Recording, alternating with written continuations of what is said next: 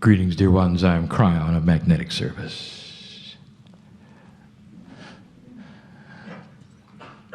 And so the message this evening is the same as it was the evening before. And depending upon that which my partner does, which will determine that which is then broadcast as an audio transcription. Or I gave it to him last night for the first time so that he would understand. And it would not be a surprise today.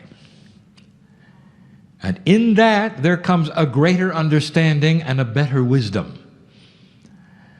For the things which we wish to present this evening are new. New to some. But we speak now about a premise that we very outstanding to you. Perhaps a bit unbelievable. It is a premise that has to do with physics, but everything to do with you. A premise that has to do with the energy that you sit in now. A few moments ago, when we opened this door, we ask, is the man pretending? And we ask that so that you will have discernment and you will know. For here is a message that will go to the core. Here is a message that is unbelievable to some. And so, because of its nature, we bring you the practical part as well. We fill a little of it with science. And so, because of its nature, we bring you the practical part as well. We fill a little of it with science. A three-dimensional aspect that will anchor that which might sound unbelievable. We present to you that which someday your scientists will see. Some of them are beginning to see it now, not understanding what it could mean, how it works, or what truly is the core.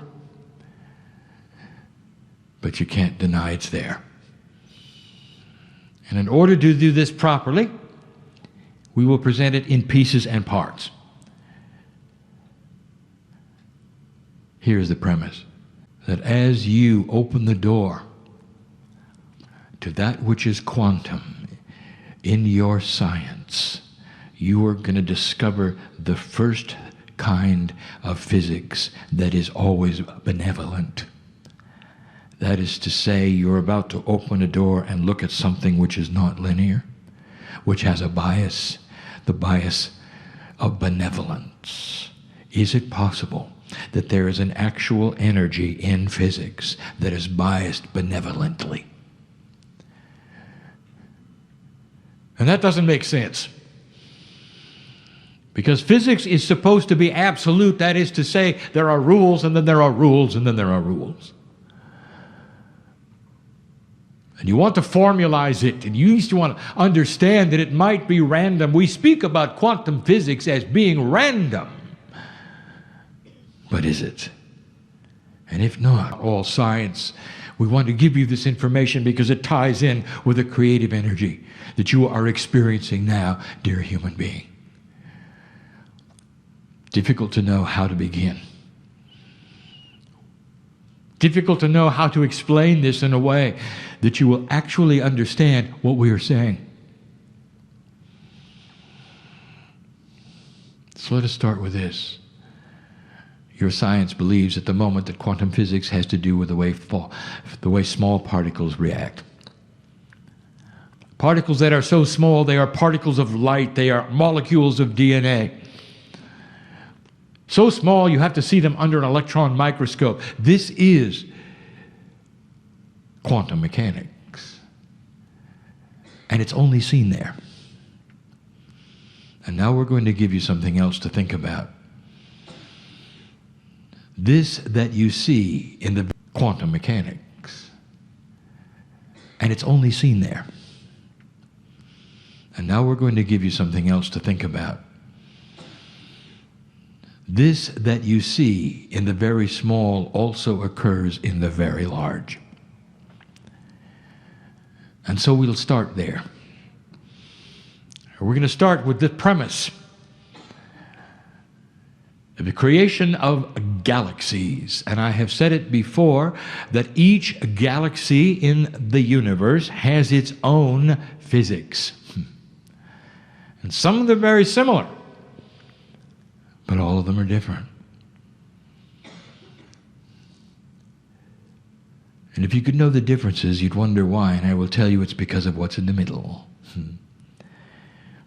Because your physics, 3D and quantum, is determined by what happens in the middle of each creative galaxy. The creation energy in the middle, that bipolar energy, that push and pull, what we have called the twins that are in the middle of your galaxy, which you see in 3D as a singularity, is really double. It determines your physics. And it's different for every galaxy. Science doesn't know that yet. And we give this to you so that when they discover it, you can say you heard it here. It gives credibility to everything else I'm going to say. Let us start with the astronomer. Dear astronomer, do you believe in God? And the astronomer will think for a moment, and the astronomer will say, I am not one to define divinity. Said, all right, what do you see that might be interesting to you? And this is where the astronomer lights up and says, all right, I will tell you what is interesting to all of us. We've discovered something we don't understand. There are physical principles in large things that do not apply to orbital mechanics as you have learned them in Newtonian and Euclidean physics. And they will say it's odd to us that the galaxy moves as one plate, almost like the stars were pebbles glued upon it. It all rotates together. There has to be some kind of energy that holds that. For orbital mechanics, as you know them, has to do with gravity and magnetics, which is a sun, seeks its natural place of orbit based upon its mass. Further away, closer together, the speed. Smaller items go faster, slower items go slower that are bigger. That's what your solar system does, but not a galaxy. The galaxy has something in the middle which must be gravity-based, and yet everything moves around it as one. There is a unity there. We don't understand it. But that's not all. Then they will tell you something that you cannot believe. It has to do with what we would call the random factor. So we're going to call this channeling the quantum factor. We're going to call this channeling the quantum factor. Something you didn't expect is happening before you. In your three-dimensional reality, everything that happens on the earth seems to be in a random state, and that is to say a bell-shaped curve. If you were to roll a dice over and over thousands of times, you would see this bell-shaped curve, or you would see a consistency of randomness. And that is what you call the way things work. That's what you expect. And there's no bias to it, especially when you would roll dice. You expect to see a certain kind of statistical curve that is random. Back to the astronomer. The astronomer is saying this: everywhere we look at what you would call the creating energy of the universe, that which made the universe, the energy that is responsible for its actual existence, is incredibly biased. It would be like if you rolled a dice and you got 6, and then 6, and then 6, and then 6, and then 6, and then 6, and then 6. It is beyond the realm of randomness. It shows and shouts there had to be intelligent design. Now, I'm not talking about a metaphysical person. I'm talking about an astronomer. Everywhere they look, against all odds, the universe used the term benevolent design. And I will tell you that that energy that glues the solar systems of your galaxy together, over 100 billion stars, is a giant quantum hand that sits upon the galaxies of your universe like the hand of God. A quantum benevolent hand, and they all move together. By the way, if they didn't, they'd all crash into each other. Like your solar system, there would be chaos in the way of speeds, distances, sizes, and there isn't. Instead, it all moves in unity. And the astronomers say it shouldn't. And the astronomers say it's like rolling 6, 1,000. Instead, it all moves in unity. And the astronomers say it shouldn't. And the astronomers say it's like rolling 6, 1,000 times. How can this be? It is the first of many examples we are going to give you. This is the quantum factor, the very creator of the universe. Biased in love, biased for life, biased in benevolence. And here you are sitting in the little blue jewel, that earth that shouldn't actually exist. And the only thing that allows it to exist is intelligent design. How long did it take for science to come to this? An agreement. It's out of statistical probability. At least they have been accurate in describing it. A benevolence that is the creator of the universe. Think of that. What does this mean to you? If there is a benevolence in the overall creation of the universe, allowing for life, allowing for this earth to exist, it means that other earths exist. There's life everywhere. We've told you that. However, we sit in a very special one. The planet that is the only planet of free choice anywhere. There's only one in every universe. And there have been other planets of free choice, graduate planets of free choice, then giving the seeds of what they have graduated from to you to continue. And here you are, the wisdom of the ages of your galaxy, not of your earth. Others before you, in the billions of years that this galaxy has existed and has rotated as one object, there have been many of these tests all over, and every single one that graduates to a new level of benevolence picks up that quantum energy that is biased in love and passes it to the next planet. It is a long-term deal.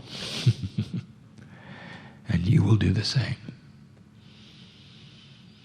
And as you pass this benevolence, it actually shapes the next universe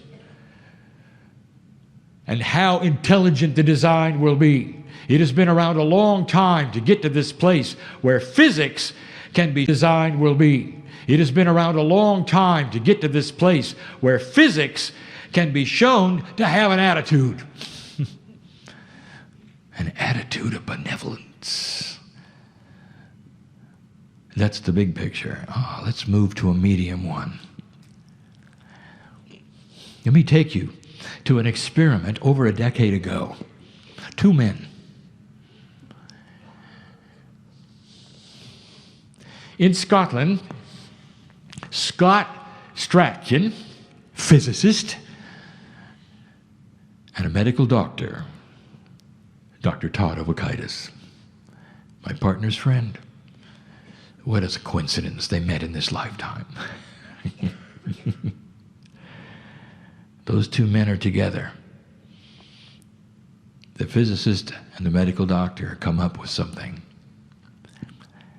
They are the first scientists to develop a controllable quantum event. That is to say, they have an invention that creates quantum energy.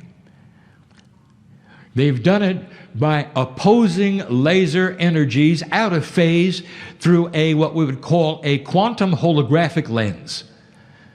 An actual shift of time occurs. And the quantum soup that is in that energy, although it is very small, is controllable. Now, they're not the first humans on the planet to create a quantum energy. They're only the first ones to create a controllable quantum energy. The first human to create a quantum energy was Nikola Tesla. He couldn't control it, but he knew it was there, and he had seen it over and over. Shows the quantum factor. For they then applied this little quantum soup that they had invented to biology. And every time they imbued this energy into a biological test or experiment, they got healing. And what are the odds of that?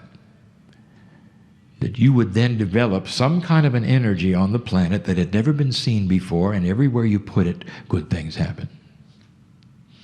What are the odds of that?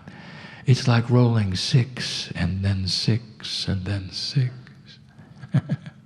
Are you starting to see a pattern? When this quantum energy is able to be reproduced in other laboratories, there will be those, and there always are, that will try to weaponize it. Produced in other laboratories, there will be those, and there always are, that will try to weaponize it. It'll be the first energy ever discovered that won't allow it. It can't be weaponized because it is benevolent. Imagine a quantum energy that's just simply physics that has an attitude. What does that tell you? There's something going on. The quantum factor will be discovered on this planet, and it's going to fly in the face of logic and 3D and the way things work. All of this may not be seen in my partner's lifetime, and he's all right with that. And he's all right with that. He's very all right with that. Now, he stands next to me, but I'm going to tell you about him, because he knows he'll be here. He may even participate. He doesn't care what his body looks like. He just cares that he'll be here. And he will. And I want to tell you, old soul, that at this moment the potentials are that no matter how old you are in this room, you'll be here with him. Because you're not going to miss the finale. The ramp up is difficult. The old souls in front of me have signed on to work. They waited for this energy for lifetime, changing Earth. Your parents didn't. Before they got here, when they had the mind of God, they said, we're going to go in and we're not going to wake up and we're not going to understand. We may even be abusive. We may give them a hard time. We may even disown them. But we're going to have them.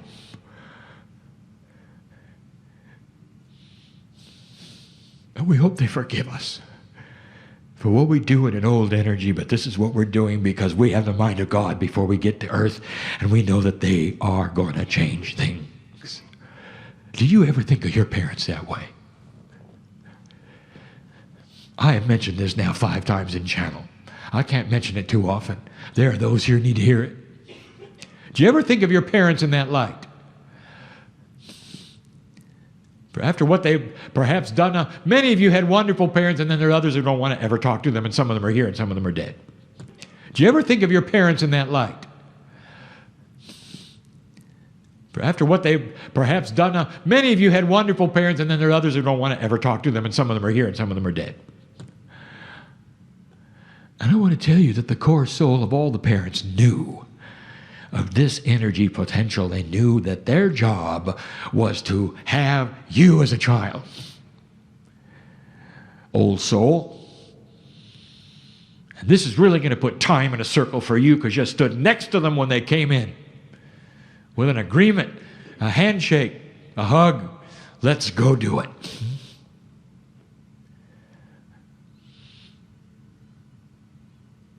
My partner says that light workers sit before him. All right, light worker, I want to ask you, if you now know what I know about your parents, who's the light worker? I've said that over and over. It's your parents who went through this in an old energy and it's time to forgive everything and see the core inside them, the mind of God that they had to bring you into this earth in a difficult situation. There are those here who were born on different continents. I know who you are who sit here. Even more difficult there for a parent to say, we're going to have a light worker, an old soul.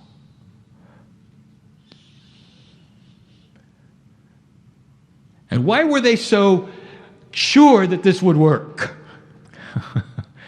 Because they saw the quantum factor, the benevolence of the quantumness that you were beginning to absorb and understand. Quantum energy is just around the corner.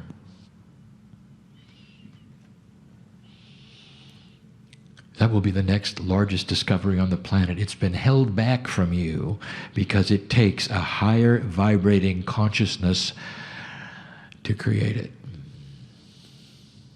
When any discovers a quantum energy and is able to use it, you can go to that planet and know that you will meet high consciousness entities.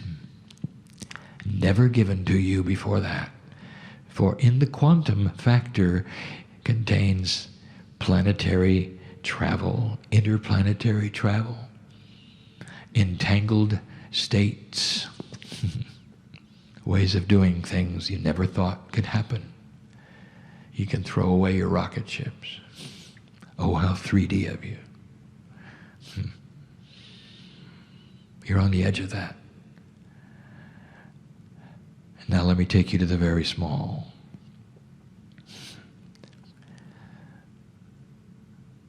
Over a decade ago, Vladimir Papoinian, Russian scientist, used light as an experiment with one molecule of DNA. And he discovered a field around DNA. Light patterned itself into a mathematical equation when DNA was around it. He discovered that DNA had a field, a quantum field. Not only that, it was a quantum field filled somehow with information. How else could it pattern light into a sine wave? A field that is quantum, that is filled with information that came from a quantum biologist, not Cryon.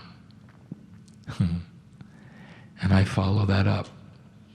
And I am telling you what DNA is, and it's time for you to know. When the human genome was transcribed, every single chemical in it was seen. The numbers are shocking. For in a molecule so small, For in a molecule so small you cannot see it without an electron microscope, there are 3 billion chemicals in the double helix. The smallest of the small, all of those are quantum. They all qualify. They're small enough. And yet your three-dimensional scientists were looking for patterns. They wanted to know what creates 36,000 genes of the human body. By the way, there's more. I'm using a number of theirs, not mine. And that's all they were interested in. They did not see DNA in a quantum state. They were not looking for that, even though the very size of DNA must yell at that which is logic that it has to be quantum. They were not looking for that. Instead, they counted. Instead, they looked for codes, and they found them. In 3.5% of the 3 billion, there were protein-encoded parts that made all the genes. 3.5%. Over 90% was random. It did nothing that they could see. Still to this day, even with that information, they do not see the obvious, that the 90% is quantum and the 3.5% is linear. And they have to ask the question eventually when they see it, what is in the 90% that is quantum? And now we get to it, don't we? And I will tell you 100% information, instruction sets for your life.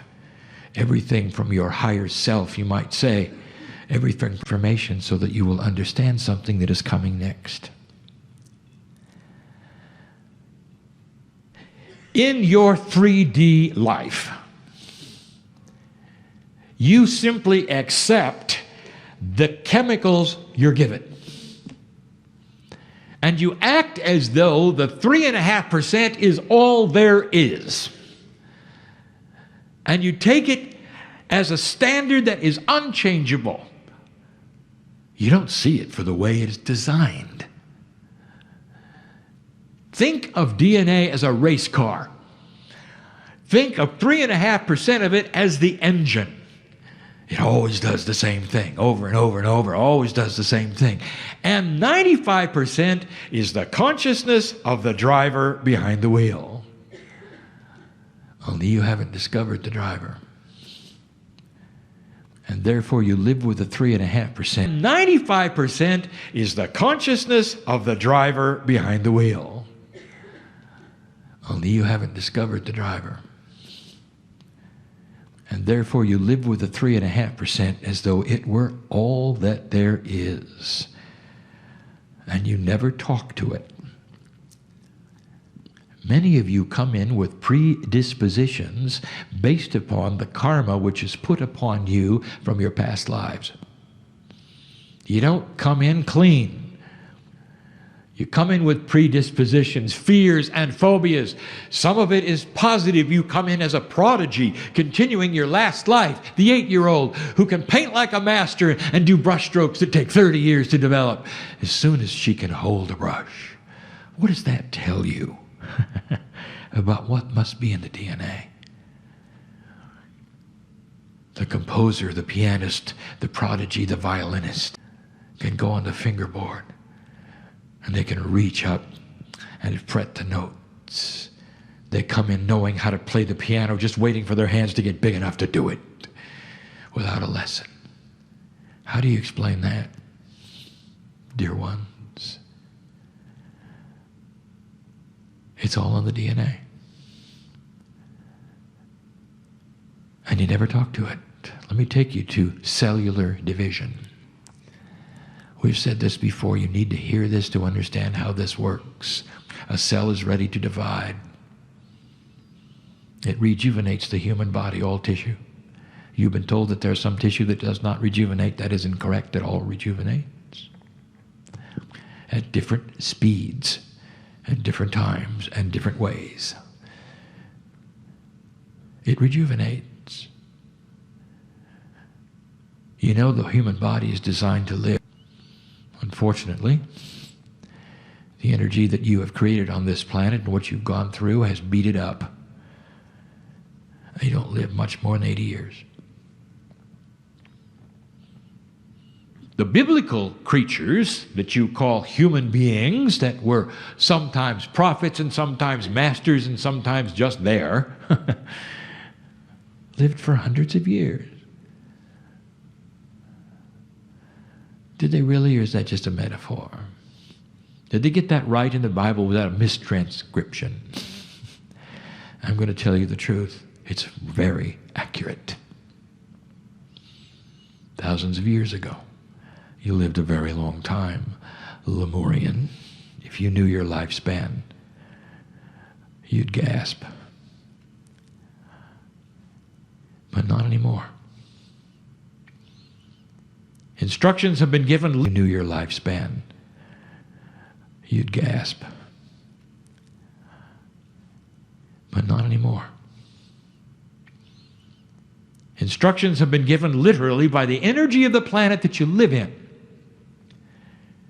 A cell divides. Right before it divides, it needs the blueprint. The blueprint is available from the stem cell. The stem cell gets its information from the quantum part of the DNA. It's never changed since you were born. It's remained static. Nothing has ever changed it. And you don't believe it's changeable. There's not a conscious effort to do anything, and it just lays there like it always did. And it talks to the stem cell and says, do the same thing you always did. The stem cell talks to the cell that is dividing, saying, make another one just the same. And you rejuvenate just like the last one. Energy on the planet that has the quantum factor. A benevolence. And that is new. And you sit in now a revolutionary change, and some of you are aware of it and feeling it, and it's called a shift of human consciousness, and it's shifting into the quantum factor. It is becoming benevolent. And it is why you're seeing this earth react the way it is. You're starting to see those who will not allow the old systems. You will not have dictators anymore. They want control over their lives. They don't want war. They want their families to be safe. And you're seeing it over and over in these places that have had dictators for years. The question was asked, when will Africa be included in this? A benevolent revolution, and I will tell you, the next generation, and he's going to have black skin, and he's going to be right where he needs to be, and he can hardly wait. 75 years from now, he'll be there, ready to go, and he's not going to be a channeler. And there's no way to prove that, is there? And he won't know who he used to be. He'll just know what he's supposed to do. There's going to be a healed Africa by then, ripe and ready to develop one of the most abundant and filled with resources continents that this planet has ever seen, without any history that is political. They don't have to unlearn anything. They can start with the best of any system that they've ever seen and build it. Africa will become one of the most abundant continents in the world. And by the way, they're going to have one currency. And you say, well, what about China? They're awfully large. Look at what they've done. Look at what they have to unlearn.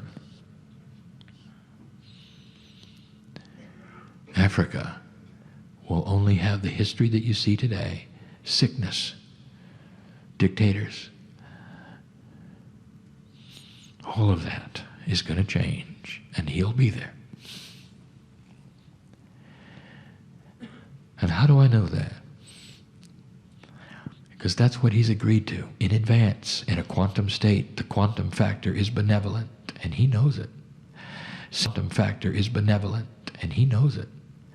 Synchronicity is benevolent. Did you know that? If you wait for synchronicity in your life, God is never going to give you a snake when you ask for an apple. We've told you this before.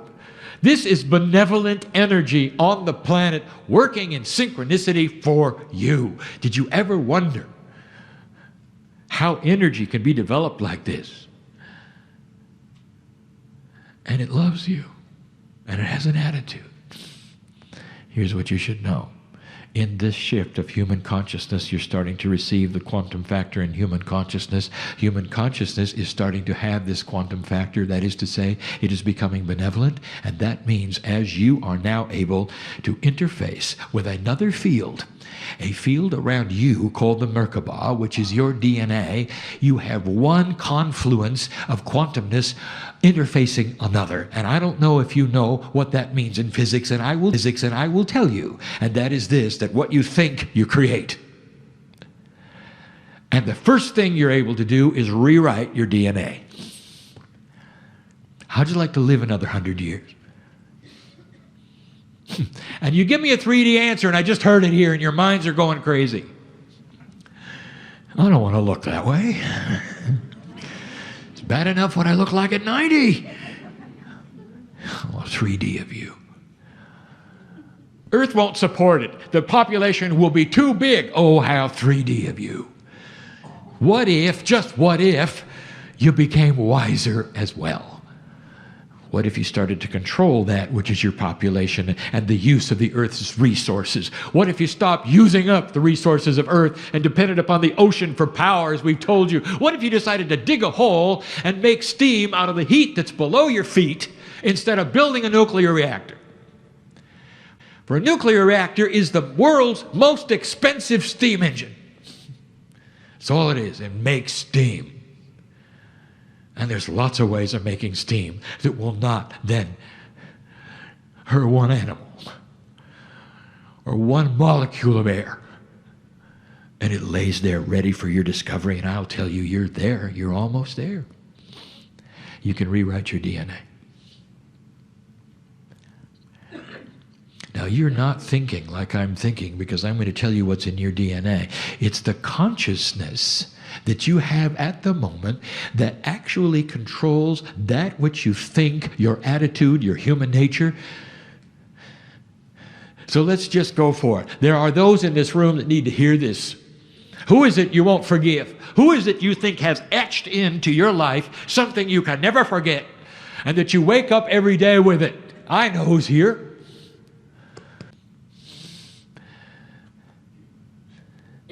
And when a cell divides, let us call it a brain cell, it asks, the same or different? And it goes back to the stem cell for the blueprint, and the stem cell goes to the DNA, and it looks, and oh, would you believe that? The DNA has another instruction set. It's becoming more benevolent. It's more peaceful. Look at that. The event which caused that groove of horror that can never be forgotten is gone. And it talks then to the stem cell, and the stem cell then gives that print to the cell that is dividing, and it says different, not the same. And a new cell is created in your mind that has a new blueprint. Say that what you're going to do in the future has changed your past. And there it is. How much more quantum can you get? Are you paying attention? You can rewrite anything. That's the power of the human being. In this new energy, old souls will pick it up first. It's the old soul who's going to start changing, and people will see it in your human nature, and they'll say, what have you got? I want it. You don't ever have to give them a crayon book. You never have to say one word. They watch you work with other human beings. They watch you love others who are unlovable. They watch you care about people who you could never care about. And then you never thought you'd see it. Politics will begin to change. The way you do business starts to change. What you expect of each other becomes benevolent. Oh, there will always be those unbalanced. There will always be that which you cannot control. There will always be humans. There will always be ones that land in prison. There will be those who come to the planet for the first time, haven't got a clue what to do. Do everything wrong, seemingly, just like you did. There is a lineage in the room, not just one of many lifetimes, but one of wisdom that brings you to the chair. And the questions you ask about civilization and earth are wise ones. When are we going to learn the lessons? You say, well, you have in order to have asked the question, haven't you? When are we going to learn the lessons? You say, well, you have in order to have asked the question, haven't you? There is a wisdom pool sitting in the room that is enormous. Don't you feel it? And so, dear human being, you start talking to your DNA in a benevolent way, and you say to the stem cells, you say to the all that is, you say, why don't we have a situation where the telomeres don't shorten every time the cell divides? Oh, and the information goes to the stem cell, and the stem cell is queried by the cell that is dividing, and the telomeres are there, and they don't shorten. And therefore, the one that is produced doesn't age. And you youth. And that's the truth. You start to return to an energy that you thought you'd lost, where human beings are allowed to live longer and can live longer, and it doesn't destroy the environment. They don't overcrowd themselves because they can control it through their minds and through wisdom. How many children to have? What is appropriate? What works in the society? What is beneficial to all? The quantum factor.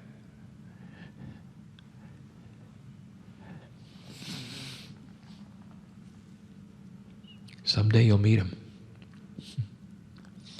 They're here now.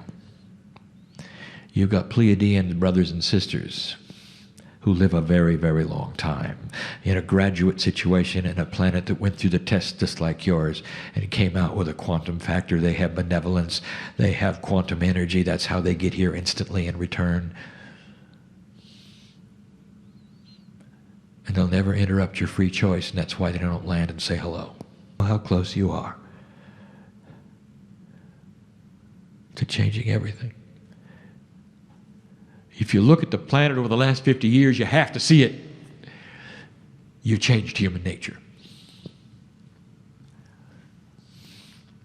You look at some of these countries that have low consciousness and low dictators and what they're doing, and you can't believe it. And the rest of the world rolls their eyes and say, what is this barbaricness? That's a wise earth that can see who they used to be. Human nature is not static. And now I've given you the secret, old soul in this room. I want you to start using that which is your higher consciousness to talk to your bodies every day. What is it you want to start with? What have you come for? There's healings that need to be done in this room. Will you accept them? Will you accept them? And if there is a resounding yes every day, what is it you want to start with? What have you come for? There's healings that need to be done in this room. Will you accept them? Will you accept them? And if there is a resounding yes from those who know what I'm talking about, I want to give you the invitation to imprint right now with all of us permission to change. And get out of that 3D attitude that you can't change anything biologically in your body. Have you ever heard of spontaneous remission? Do you know what that is? That is a human being who has gone into a state where they actually have rewritten the stem cells in their body to the extent that their immune system is able to carry out something that is called apoptosis at 100% virility. And what I mean by that is that there is a process in the human body that will recognize invaders and sick cells and destroy them. They call it... Did you know you had that? That is spontaneous remission. Only through old energy and eons of unpractice. You've forgotten how. And so you get the cancers, don't you? And all the other things that attach them to your body and grow. Isn't it odd? And we've said this before. Isn't it odd that your body won't even tell you what it's doing? And you've got to go to a guy in a white coat to find out. Isn't it time that stopped? You need to start communication. You need to listen to the intuition. You need to talk to your body every day. Are you okay? What can I do? What would you like? Let's start rewriting the DNA to live a long time. Let's shorten the telomeres. Let's start with high consciousness and how we react to anger. The Pleiadian layers that they gave you. You haven't opened that bag yet. And it lays there. And it's been there for over 100,000 years, waiting for you to discover it. And when you do,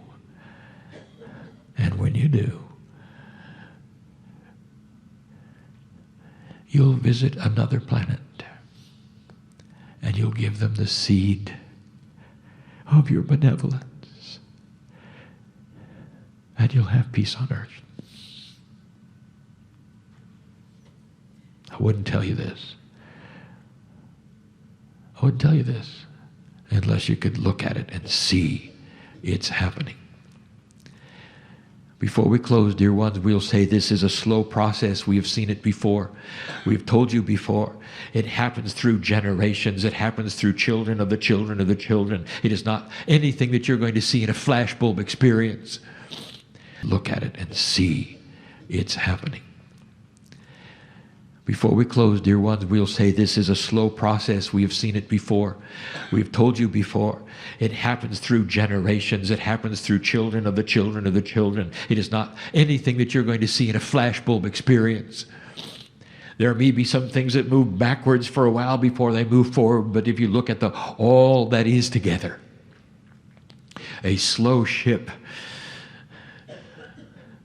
where the rudder of wisdom is steering toward a time when hatred will be something you don't know about. Because quantum energy is benevolent. And that is the truth this day. That is the energy this day. That are the potentials that I see this day. From this place, different than you came.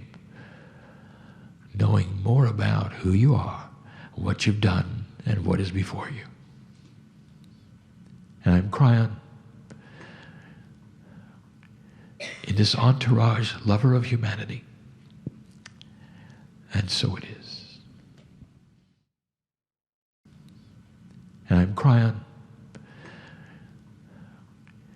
in this entourage, lover of humanity. And so it is. Lover of humanity. And so it is. And so it is.